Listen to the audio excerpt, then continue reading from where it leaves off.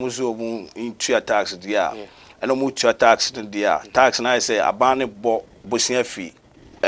friends o man ho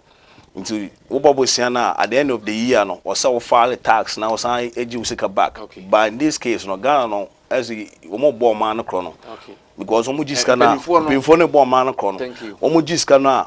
at the end of the year no be omo first scan na den emma o man individual no na say nipa na mo no but America no say you take tax at the end of the year no you file the government no sika bi or GFA bi no na why then or the idea my back nti o hwa ebeboa na say emwa because corona na mo dey bo man. Thank you very much. Yen hwa bibi won say e ba sa nti minister no abolish eyitu abroche mutwa to oh you try to be bia ofi bia wo toll road nti wo confirm dia and dey obetua na ehun hia say o man na ye yi abro so kra na still na che so o say o chetu nti o hwe the way minister owura honorable Amoakwanta abolish to na you see almost san kwadwen ho ahwe so almost san de bebe bi ma enti o hwe san susuye mom say o man ya yetimi ntwa to a say na wo be kasa fa ho oh wakoye unim say na living it here yeah me you're right so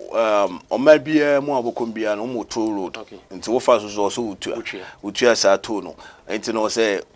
Ghana no nso ma cancel to their media to me no it doesn't make sense to me it also be to number 2 sika no also mu use di dia ekwan ne ade no ba and I make say mo bo man no kono mo jiska na mo fa here de mo de be no na mo acha go mboto